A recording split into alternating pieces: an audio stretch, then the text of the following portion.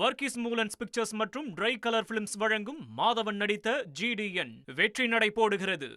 விவசாயம் எவ்வளவு முக்கியமோ அதே போல மனித வளம் ரொம்ப ரொம்ப முக்கியம். தமிழ்நாட்டை பொறுத்தவரை வேலை வாய்ப்புக்கான அறிவிப்புகள் நிறைய இருக்கும் என்று எதிர்பார்த்தோம். இப்ப பாத்தீங்கன்னா அண்ணல் அம்பேத்கர், அப்புறம் தந்தை பெரியார், சமூக நீதி போராளி மருத்துவர் ஐயா போன்றவர்கள்லாம் எத்தனையோ போராட்டங்களை சந்தித்து ஜெயிலுக்கெல்லாம் போயிட்டு எத்தனையோ சமூக நீதியை பெற்றுக் கொடுத்தார்கள்.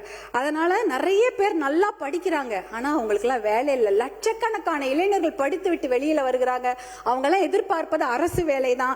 அரசு வேலையில பாத்தீங்கன்னா TNPSC, TRB அதாவது டீச்சர் ரெக்ரூட்மெண்ட் போர்டு இருக்கு, மெடிக்கல் ரெக்ரூட்மெண்ட் போர்டு இருக்கு, தமிழ்நாடு அரசு பணியாளர் தேர்வாணையம் இருக்கிறது, யூனிஃபார்ம்டு சர்வீஸ் எக்ஸாம் சீருடை பணியாளர் தேர்வாணையம், இத்தனை இருக்கிறது. இந்த எக்ஸாம்லாம் எத்தனையோ பேர் ஒரு 3000 போஸ்டுக்கு 30 லட்சம் பேர் எழுதுறாங்க. எழுதிட்டு என்னன்னா 10 வருஷமா அந்த எக்ஸாம் எழுதுறாங்க, பாஸ் பண்றாங்க, அப்புறமா உங்களுக்கு வேலை கிடைக்கிறது இல்லை. பாஸ் பண்ணிட்டு சர்டிபிகேட் வெரிஃபிகேஷன் போறாங்க, அப்புறமா உங்களுக்கு வேலை கிடைக்கிறது இல்லை. வேலை கிடைச்சாலும் பணி உயர்வு கிடைப்பதில்லை, பணி உயர்வு கிடைச்சாலும் ஓய்வூதியம் கிடைப்பதில்லை. இது மாதிரி எத்தனையோ குறைகள். அந்த பாத்தீங்கன்னா இந்த மருத்துவமா இருக்கட்டும், கல்வித்துறையா இருக்கட்டும், காவல்துறையா இருக்கட்டும், மின்சாரத்துறையா இருக்கட்டும், நகராட்சி, வனத்துறை, எல்லாவற்றிலும் தேர்வு எழுதி விட்டோ பணி நிலைப்பு இல்லாமையோ எத்தனையோ பேர் கஷ்டப்பட்டு கொண்டிருக்கிறார்கள். இதெல்லாம் பார்க்கும்போது அரசு வேலை என்பது அவர்களுக்கு காணல் நீராக தான் இருக்கிறது. அப்படிப்பட்ட அறிவிப்புகள் இந்த பட்ஜெட்ல இருக்கும் நாங்க எதிர்பார்த்தோம், அதுவுமே இல்லை. எத்தனையோ பேர் பார்த்தீங்கன்னா நான் இந்த ஒரு அரசாணை மட்டும் நான் சொல்லிடுறேன் பேரவைத் தலைவர்களே. அரசாணை 152 GO 152 பார்த்தீங்கன்னா சென்னை மாநகராட்சி தவிர மிச்சம் இருக்கக்கூடிய 20 மாநகராட்சியில பணிகளே கிடையாது. அந்த பணிகளை எல்லாம் ஒப்பந்ததாருக்கு கொடுத்துடலாம் அப்படின்ற ஒரு ஜிஓ போட்டிருக்கிறாங்க. அதே போல GO 139 479 பேரூராட்சிகளில் அவுட் சோர்சிங் மூலமா தான் பணி எடுக்க முடியும்னு ஒரு ஜிஓ இருக்கிறது. அதாவது துப்புரவு பணியாளர், ஓட்டுநர், வரி வசூலிப்பாளர், பாதுகாவலர்கள் என்ற நிரந்தர பணியிடங்கள்லாம் ஒரே இந்த ஜிஓலே ஒழிக்கப்பட்டுச்சு. 35,000 அரசு பணியிடங்கள் காலியாகி இன்னைக்கு 3,417 அரசு பணியிடங்கள் மட்டும்தான் இருக்குது. இதுலயே 12,000 வேலையும் இந்த இதுல ஒழிக்கப்பட்டுச்சு. கிட்டத்தட்ட 50,000 வேலை இந்த ஒரு 2 ஜிஓ போயிடுச்சு. அரசு வேலை, அரசு உயர்கல்வி நிறுவனங்கள், சுகாதாரத்துறை, ஊரக வளர்ச்சித்துறை, மின்சார வாரியம்ல டி பிரிவு பணியிடங்களும் அவுட் சோர்சிங் மூலமா தான் போகுது. அப்படின்னா அவுட் சோர்சிங்னா குத்தகை மூலமாக ஒரு மனிதவள நிறுவனங்களே அந்த வேலையை எடுத்து செய்யலாம். ஆனா அவங்களுக்கு அரசாங்கம் தான் அவங்களுக்கு பணி கொடுக்கறாங்க. அவங்க வேலையாட்களை அமர்த்தி அந்த வேலை வாங்கி கொள்ளலாம். இதுல பாத்தீங்கன்னா இந்த கான்ட்ராக்ட் ஒப்பந்த தொழிலாளர்கள் சந்திக்கும் இன்னல்கள் ஏராளம். பாத்தீங்கன்னா இதுல உழைப்பு சுரண்டப்படுகிறது, ஊதியம் சுரண்டப்படுகிறது, மனித உரிமை மீறல் இருக்கிறது, சமூக நீதி, இடஒதுக்கீடு இடமே கிடையாது. இந்த அவுட் சோர்சிங் முறையை கண்டிப்பாக ஒழித்து விட்டு, ஏன் தெரியுங்களா, 100 கோடி ரூபாவோ 150 கோடி ரூபாவோ அந்த நிறுவனங்களுக்கு கொடுத்தீங்கன்னா 12 கோடி ரூபாய் மட்டும்தான் அவங்க சம்பளமா கொடுக்குறாங்க. மிச்சம் 140 கோடி ரூபாய் என்ன ஃபினைல் வாங்குறதுக்கும் தொடப்பம் வாங்குறதுக்குமா யூஸ் பண்ணிக்கிறாங்க. அப்ப என்ன அது அட்மினிஸ்ட்ரேஷன் சார்ஜஸ் சொல்றாங்க. இதெல்லாம் ஒழிச்சிட்டாதான் இடஒதுக்கீடு பாதுகாக்கப்படும், மனித உரிமை மீறல நம்ம குறைக்கலாம். அதே போல நீங்க பாத்தீங்கன்னா அடுத்தது டெம்பரரி தற்காலிக பணியிடங்கள். அந்த தற்காலிக பணியிடங்கள்ல 5 வருஷம் பணியாற்றினா அவங்களுக்கு நிரந்தர பணியிடமாக ஆக்கி கொடுக்க வேண்டும். இன்னொரு சொல்யூஷன் இருக்கு. தனியார் நிறுவனங்கள்ல 80% உள்ளூர் இளைஞர்களுக்கு வேலை வாய்ப்பு கொடுக்க வேண்டும் என்ற ஒரு பாலிசி டிசிஷன் சட்டத்தை கொண்டு வந்தா கண்டிப்பாக அரசு வேலை இல்லைன்னு ஆயிப்போச்சு. அட்லீஸ்ட் தனியார் வேலையிலாவது அவங்களுக்கு ஒரு முன்னுரிமை கிடைக்கும். இந்த பாலிசி டிசிஷன் பாத்தீங்கன்னா ஆந்திரா, கர்நாடகா, குஜராத், மகாராஷ்டிரா, ஹரியானா எல்லாம் எடுத்திருக்கிறாங்க. அந்த பாலிசி டிசிஷனுக்கு எந்த ஒரு செலவுமே கிடையாது. ஒரு சட்டத்தை போட்டால் கண்டிப்பாக 80% இளைஞர்களுக்கு தனியார் நிறுவனங்களில் வேலை கிடைக்கும். இது ஒரு சொல்யூஷனாக நாங்க சொல்றோம். இத மாற்றம் அப்படின்னு சொல்லிட்டு தான் எல்லாருமே வந்து ஆட்சிக்கு வந்திருக்கிறாங்க. இப்படிப்பட்ட ஒரு மாற்றத்தை கொடுக்க வேண்டும் என்பதற்காக தான் 2004 மருத்துவர் அன்புமணி அவர்கள் சுகாதாரத்துறை அமைச்சராக பொறுப்பேற்ற போது நிறைய முன்னேற்றமான திட்டங்களை கொண்டு வந்திருக்கிறாரு. அவர் அதற்காக 4 இன்டர்நேஷனல் அவார்ட்லாம் வாங்கினாரு. ஒரு மாற்றத்தை கொடுக்க வேணும், சிஸ்டத்தை மாற்றணும்னா அது மிகப்பெரிய சிக்கல், மிகப்பெரிய போராட்டம் என்பது நான் கண்கூடாக பார்த்திருக்கிறேன். மிகப்பெரிய ஒரு டொபாக்கோ மாஃபியாவை எதிர்த்து தான் அவர் போராடினாரு. அதற்காக அவருக்கு விருதுகள்லாம் கிடைச்சது. ஸ்டாண்டிங் ஓவேஷன்ல அமெரிக்கால கொடுத்தாங்க.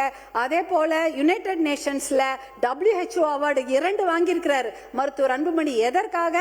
இந்த கிராமப்புற சுகாதார திட்டத்தை அறிமுகப்படுத்தி 108 ஆம்புலன்ஸ் போன்ற திட்டங்களை கொடுத்ததற்காக WHO உடைய அவார்டை அவங்க வாங்குறாங்க. டோனி பிளேர் அவர் இங்கிலாந்துடைய prime minister, Bill Gates, Bill Clinton அமெரிக்காவுடைய அதிபர், அதே போல கோய்சுமி சொல்லிட்டு ஜப்பானுடைய பிரதமர், கோஃபி அன்னன் என்ற யுனைடெட் நேஷன்ஸ் ஜெனரல், இவர்கள் வாங்கிய விருதை மருத்துவர் அன்புமணி இந்தியாவில் வாங்கியிருக்கிறாரு. Rotary International award for polio எராடிகேஷனுக்காக, போலியோ ஒழிப்பதற்காக இந்த சாதனைகள் எல்லாம் அவர் செய்ததற்காக அந்த இன்டர்நேஷனல் விருதை அவருக்கு டெல்லியில வந்து கொடுக்குறாங்க. இத்தனை அவார்ட்களையும் அவர் வாங்கியிருக்காரு. ஆனால் அங்கே டெல்லியில தான் தெரியும், அது இன்டர்நேஷனல்ல தான் அவரை பத்தி தெரியும். இங்க யாரும் அவருடைய சர்வீஸ்ல கண்டுக்கவே இல்லை, அதை பத்தி அவர் பெருசா எடுத்துக்கிட்டதும் இல்லை. அவரை பொறுத்த வரைக்கும் கீதையில சொன்ன மாதிரி கடமையை செய், பலனை எதிர்பார்க்காதே என்ற ஒரு விஷயத்துல தான் அவர் பயணிச்சுட்டு இருக்கிறாரு. இப்படிப்பட்ட எல்லாரும் அவர்களுடைய கட்சி தலைவர்களை பற்றி குறுக்கீடுகள் இல்லாமல் உங்களுக்கு வந்து 20 நிமிடம் நான் அழைத்திருக்கிறேன். நன்றி சொல்லி முடிச்சிடறேன். நன்றி சொல்லி முடிச்சிடுறேன். எல்லாருக்கும் அவர்களுடைய தலைவர்களை பத்தி ஒரு 4 நல்ல வார்த்தை நிறைய சொல்லியிருக்கீங்க. என்னுடைய மதிப்புக்குரிய அன்புமணி அவர்களை பற்றி நீங்க நிறைய சொல்லியிருக்கீங்க. அடுத்த நன்றி அவைக்கு நன்றி சொல்லி முடிக்கிறேன். நன்றி. இறுதியாக ஒன்று, சமூக நீதி கணக்கெடுப்பு என்று ஒரு வரலாற்று சிறப்புமிக்க தீர்மானத்தை அறிவிப்பை வெளியிட்டீர்கள். அதற்கு பட்ஜெட் ஒதுக்கி இருந்தால் இன்னும் நன்றாக இருந்திருக்கும். அதே போல கூட்டுறவு கடன் தள்ளுபடியை எதிர்பார்க்கின்றோம். இலவச மின்சாரத்திற்கு உடனடியாக எதிர்பார்த்திருக்கின்றோம். டாஸ்மாக் மதுக்கடைகளை படிப்படியாக மூடி பெண்களுடைய மகிழ்ச்சிக்கும் பாதுகாப்பையும் உறுதி செய்ய வேண்டும். அதற்கான அறிவிப்புகளையும் எதிர்பார்த்து கொண்டிருக்கின்றோம். ஆல்டர்னேட் ரெவென்யூ பற்றிய முழு திட்டங்கள் வேண்டும். அவுட் சோர்சிங் முறை முற்றிலுமாக ஒழிக்கப்பட வேண்டும். தற்காலிக பணி செய்பவர்களுக்கு அது நிரந்தர பணியிடமாக ஆக்கி கொடுக்க வேண்டும். தனியார் நிறுவனங்களில் அந்த இளைஞர்களுக்கு 80% வேலை வாய்ப்பை உறுதி செய்ய வேண்டும். இதெல்லாம் தான் என்னுடைய கோரிக்கை. முக்கியமான கோரிக்கை வந்து காவிரி தர்மபுரி உபர்நீர் திட்டத்தை தயவு செய்து மறந்து விடாதீர்கள். அது என்னுடைய முக்கியமான கோரிக்கை. நான் வேற எதுவுமே கேட்கல. தர்மபுரி மாவட்டத்திற்கு காவிரி உபர்நீர் திட்டத்தை கொண்டு வாங்க. நான் வந்து இந்த 1 லட்சம் கிராமத்துல தான் போய் பயணிச்சுட்டு இருக்கிறேன்.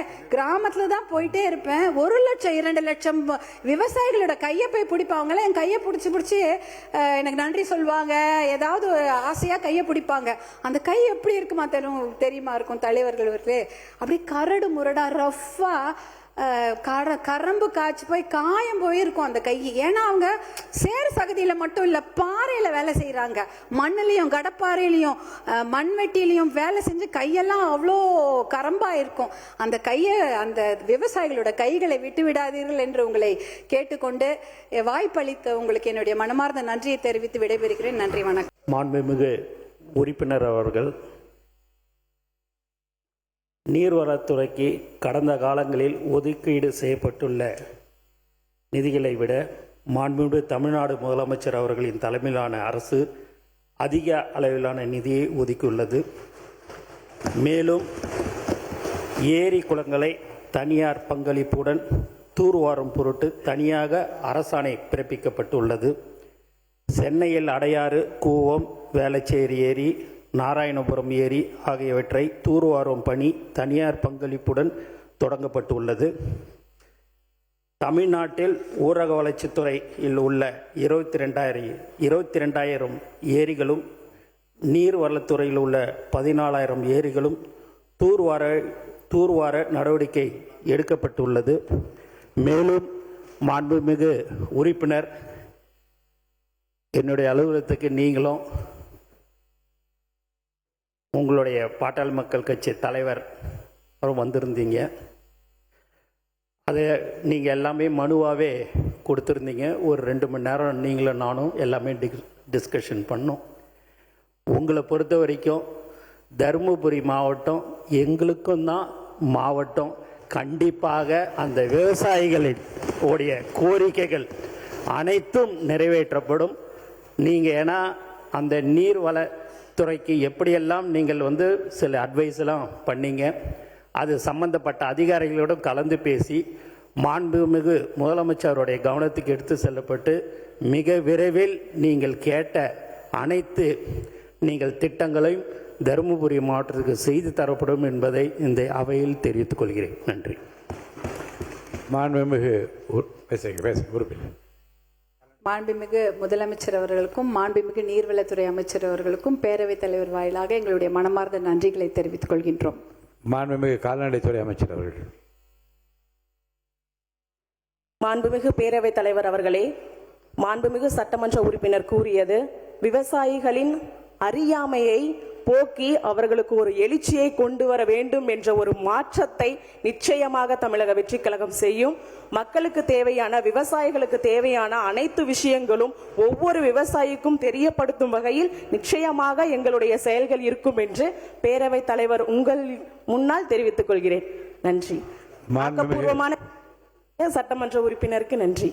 வர்கீஸ் மூலன்ஸ் பிக்சர்ஸ் மற்றும் ட்ரை கலர் பிலிம்ஸ் வழங்கும் மாதவன் நடித்த GDN வெற்றி நடை போடுகிறது.